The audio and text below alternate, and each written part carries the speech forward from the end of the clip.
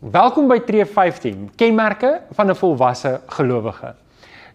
Klik hier om die boekie nou af te laai, of gaan ook na www.biblestudy.co.za en gaan laai die boekie daar af. Daar's baie ander Bybelstudie boekies, net soos hierdie ene, wat vir jou baie geestelik kan beteken.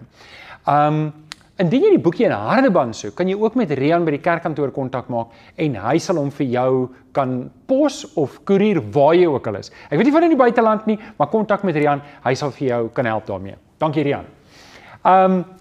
Ons doen nie alles in die boekie nie, ons doen net 'n oorsig. So dis belangrik dat jy die boekie op jou eie moet doen. Ek wil jou mooi vra, doen eers die boekie voordat jy die video kyk. So doen 'n hoofstuk in die boekie en dan kom doen jy die video. En soos wat jy die hoofstukke klaar maak, kyk jy die video. Die video is bedoel om saam met jou net 'n opsomming te gee oor daardie week of daardie hoofstuk in die boekie. Kolossense 1 vers 28 sê hom, dis Christus, verkondig ons deurdat ons alle mense met alle moontlike wysheid onderrig en leer, sodat ons elke mens tot geestelike volwassenheid in Christus kan bring. Hoe lyk iemand wat geestelik volwasse is? Wat is die kenmerke van 'n volwasse gelowige?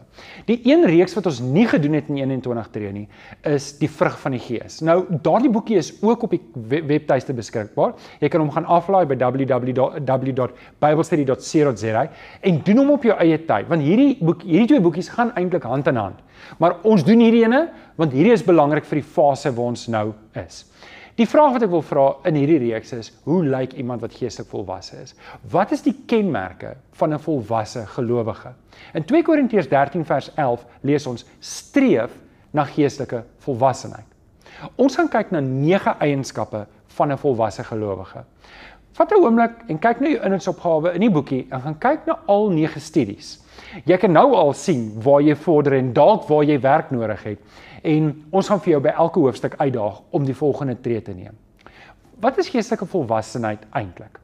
Geestelike volwassenheid is wanneer ek 'n gekruisigde lewe leef.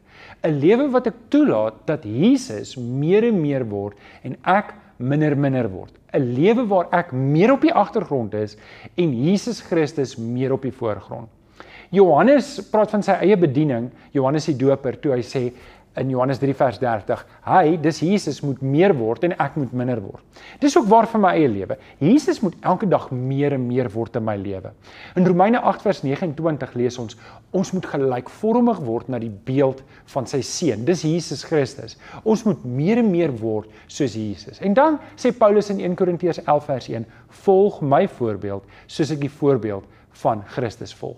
So, geestelike volwassenheid is eintlik net die proses van hoe ek meer word soos Jesus.